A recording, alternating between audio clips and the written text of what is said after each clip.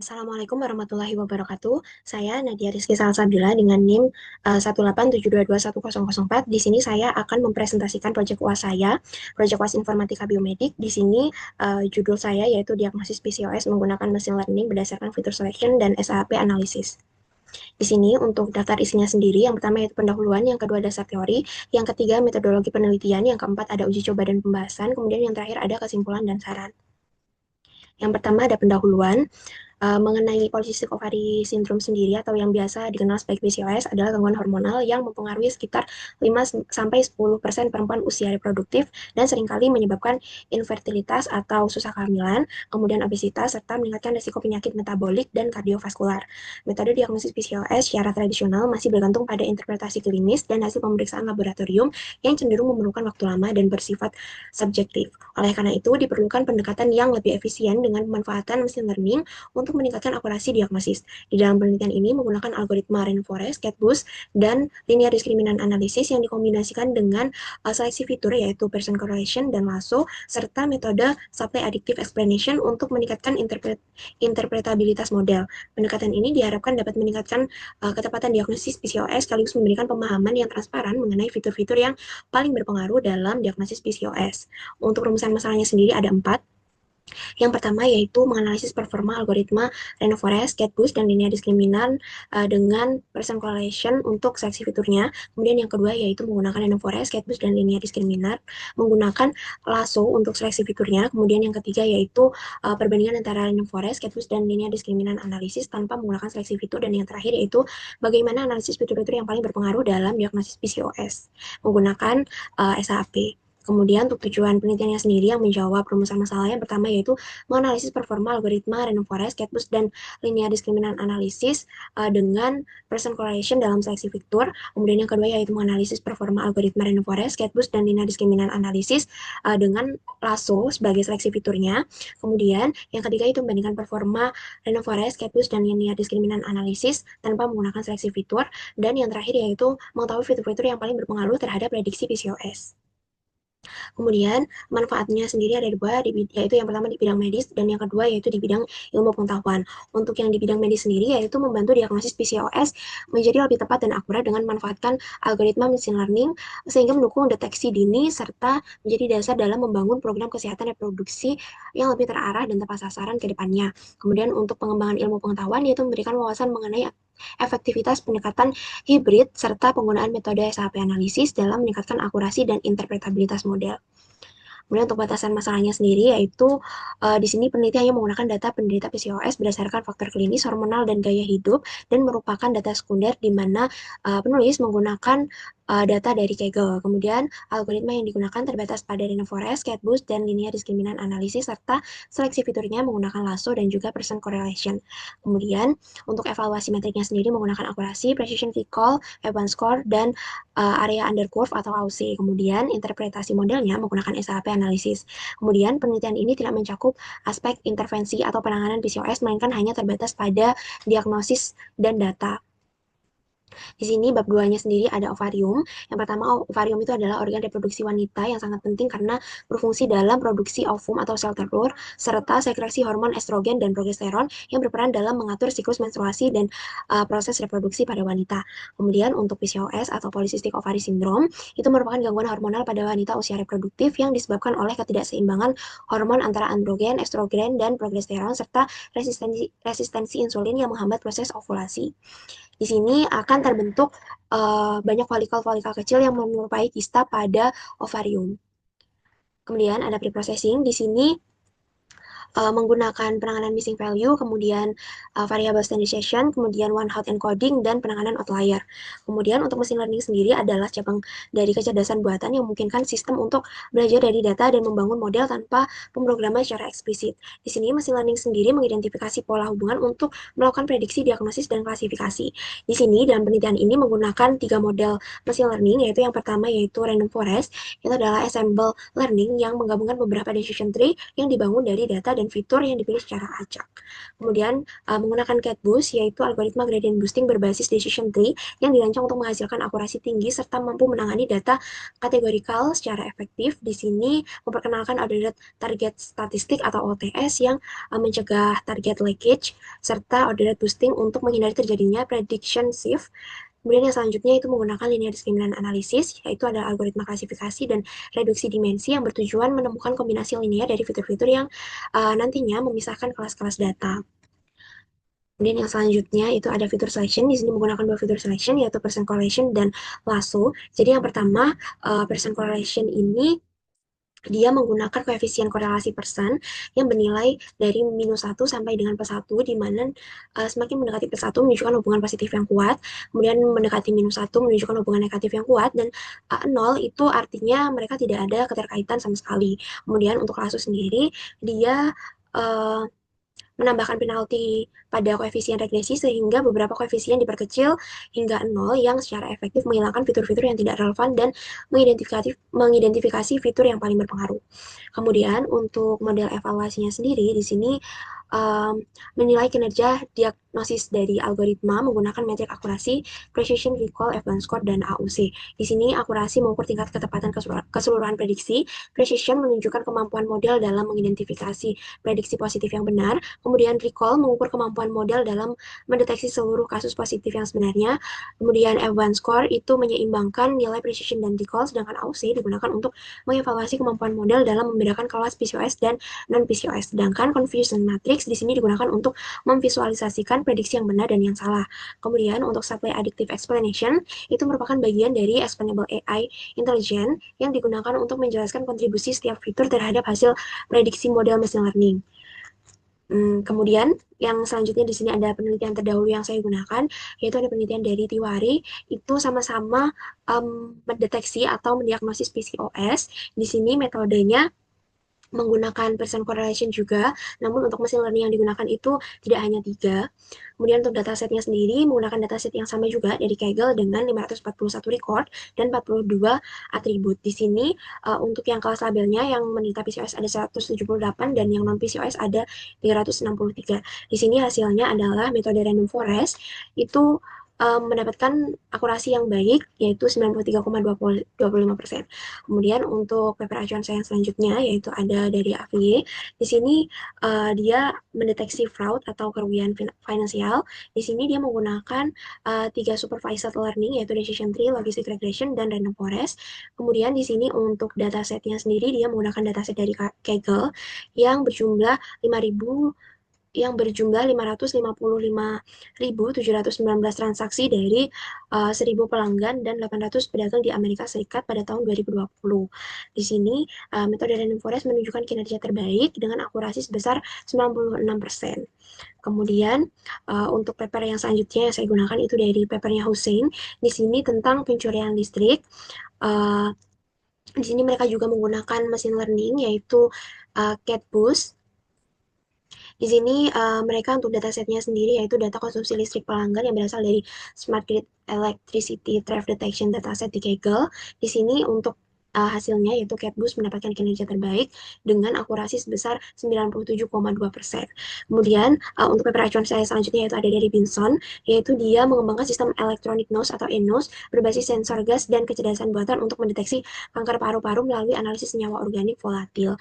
Di sini dia menggunakan 5 sensor gas TGS yang berhubungan dengan Arduino Uno dengan data yang diproses melalui autoscaling dan PCA, kemudian diklasifikasikan menggunakan algoritma machine learning. Di sini untuk data sendiri dikumpulkan dari 62 responden, di mana terdiri dari 22 pasien kanker paru-paru dan 40 yang sehat. Di sini dikumpulkan dari Believer Crohn's Medical College Hospital, di mana setiap responden memberikan 4 sampel nafas sehingga diperoleh total 248 data pengukuran. Kemudian untuk hasilnya yaitu model linear discriminant analysis itu memiliki akurasi paling tinggi yaitu 93,14%. Kemudian yang selanjutnya paper acuan saya yaitu mengenai colon cancer atau kanker usus besar.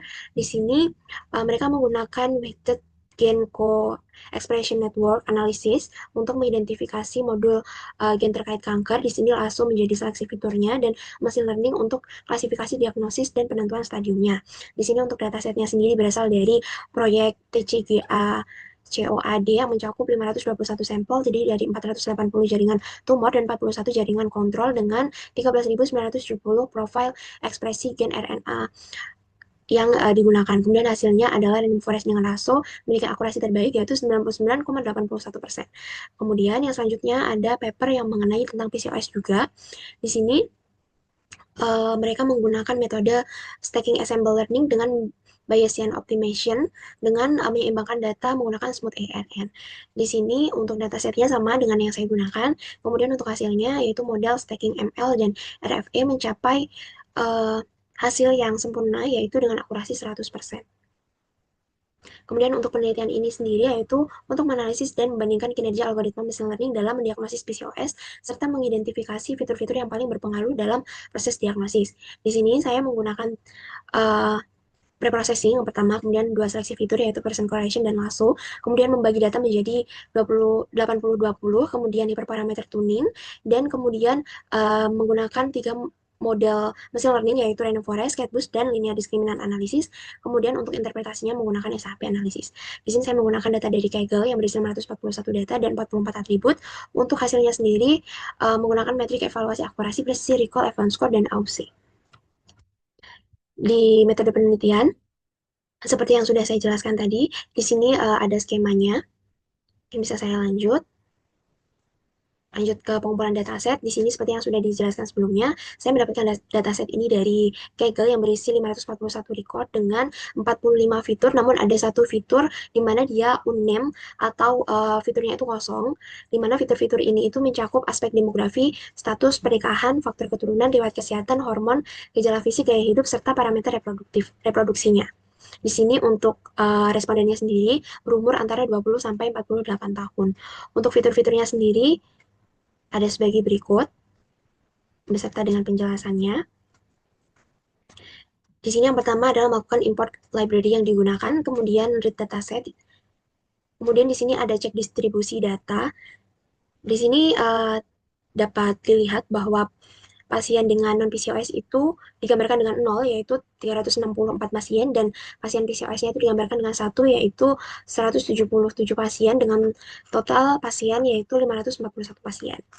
Kemudian di sini ada penghapusan kolom yang tidak relevan, yaitu penghapusan SINO dan pasien file number dan unnamed. Di sini dilakukan penghapusan karena SINO itu adalah nomor data, pasien file itu adalah nomor pasien atau ID yang tidak digunakan dalam proses data nantinya, pengolahan data. Baik, di sini masuk ke tahap preprocessing. Di sini yang pertama ada penanganan missing value. Di sini di dalam dataset tersendiri itu ada dua missing value. Yang pertama pada fitur merit status dan yang kedua ada Facebook. Dan setelah penanganan missing value, di sini dapat terlihat bahwa sudah tidak ada lagi missing value. Kemudian di sini ada one hot encoding yaitu mengubah uh, sickle R atau I itu yang awalnya di dataset itu 2 dan 4, di sini diubah menjadi 0 dan 1, disamakan dengan data yang lain. Kemudian untuk grup ini sendiri di dalam dataset ada digambarkan dengan 11 sampai 18 yang sebenarnya itu merupakan golongan darah dari pasien. Namun di sini saya ubah menjadi one hot encoding di mana blood group ini saya jadikan fitur sendiri-sendiri yaitu blood group 11, 12 sampai dengan 18 di mana nantinya di situ apabila dia masuk ke dalam blood group 11, maka dia akan menampilkan 1, namun jika tidak akan menampilkan 0. Begitu juga seterusnya. Kemudian di sini ada penanganan outlier. Selanjutnya ada variable standardization. Gunanya adalah agar nantinya itu dalam proses tidak hanya melihat pada fitur-fitur yang memiliki atribut yang dengan nilai tinggi saja. Kemudian di sini untuk fitur selection-nya yang pertama yaitu menggunakan person correlation, dapat dilihat hasilnya yaitu terdapat 22 fitur yang terpilih. Kemudian untuk lasso, ini ada 20 fitur yang terpilih. Kemudian data splitting itu seperti yang sudah dijelaskan, yaitu dibagi menjadi 20 data training dan 80 data training dan 20 data testing. Kemudian hiperparameter tuning, di sini saya menggunakan Bayesian optimization untuk menemukan kombinasi parameter terbaik pada algoritma random forest, catboost, dan linear discriminant analysis. Di sini untuk random forest sendiri itu dapat dilihat sintaksnya seperti berikut. Kemudian catboost juga setelah ditambah dengan hiperparameter tuning dapat dilihat seperti berikut. Kemudian linear discriminant analysis, kemudian dilanjutkan dengan evaluasi model. Di sini saya menggunakan akurasi, precision, recall, advanced score, dan AUC. Kemudian pada tahap interpretasi model itu menggunakan SAP, namun pada yang sekarang saya lakukan saya uh, hanya berfokus pada evaluasi modelnya saja, belum masuk ke SAP analisis. Di sini ada bab 4 yaitu uji coba dan pembahasan. Di sini dapat dilihat bahwa perbandingan hasil percent correlation. Di sini random forest menunjukkan kinerja unggul dengan akurasi 0,917 dan F1 score-nya 0,865 yang menandakan keseimbangan yang baik antara precision dan recall. Di sini Catbus memiliki akurasi lebih rendah daripada random forest yaitu 0,880, namun AUC-nya tertinggi yaitu 0,949 yang menunjukkan kemampuan baik dalam membedakan kelas positif dan juga negatif. Sementara linear discriminant analysis yaitu cukup stabil dengan akurasi 0,899 dan AUC-nya 0,936 meskipun advance score-nya sedikit rendah dibandingkan dengan random forest. Kemudian untuk perbandingan uh, ketiga model machine learning dengan lasso feature selection, di sini random forest juga tetap memiliki akurasi tertinggi yaitu 0,908 dan precision 0,964 meskipun recall-nya relatif rendah yaitu 0,75. Di sini Catbus dan LDA menunjukkan performa yang seimbang dengan akurasi yang sama yaitu 0,899 serta F1 score yang sama juga yaitu 0,845, namun Catbus memiliki AUC tertinggi yaitu 0,962 yang mengindikasikan kemampuan klasifikasi yang sangat baik setelah seleksi fitur menggunakan lasso. Di sini yang selanjutnya yaitu perbandingan hasil tanpa seleksi fitur. Di sini random forest juga tetap tertinggi dengan hasil akurasi 0,908 dan F1 score 0,843 meskipun AUC-nya itu rendah dibandingkan dengan yang lasso tadi. Di sini Catbus menghasilkan kinerja yang cukup baik dengan AUC 0,952 dan precision tinggi yaitu 0,903, sedangkan LDA mengalami penurunan performa yang signifikan dengan akurasi 0,871 dan F1 score-nya 0,794. Di sini menunjukkan bahwa LDA lebih sensitif terhadap keberadaan fitur yang tidak relevan dibandingkan dua model yaitu Catbus dan Random Forest.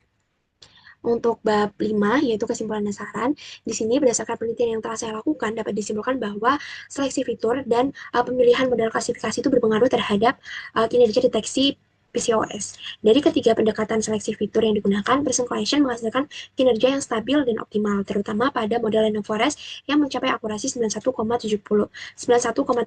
dan AUC 0,933. Di sini menunjukkan efektivitas pemilihan fitur berbasis korelasi linear. Secara keseluruhan, Forest menunjukkan performa terbaik dibandingkan Catbus dan juga linear discriminant analysis dalam menangani kompleksitas data PCOS. Kemudian untuk sarannya sendiri, penelitian ini selanjutnya diharapkan untuk bisa mencoba menambahkan jumlah dan variasi data agar meningkatkan kemampuan generalisasi model serta mengeksplorasi model penanganan dengan uh, metode tambahan karena data yang digunakan tidak seimbang. Contohnya menambahkan smooth dan undersampling untuk meningkatkan recall kelas PCOS. Selain itu, penggunaan model deep learning atau hybrid ensemble serta pengembangan sistem ke dalam aplikasi klinis atau decision support system dapat dipertimbangkan untuk nantinya mempermudah dalam diagnosis PCOS. Ini adalah referensi-referensi yang saya gunakan. Baik, mungkin sekian presentasi dari saya. Ada kurangnya mohon maaf. Terima kasih. Wassalamualaikum warahmatullahi wabarakatuh.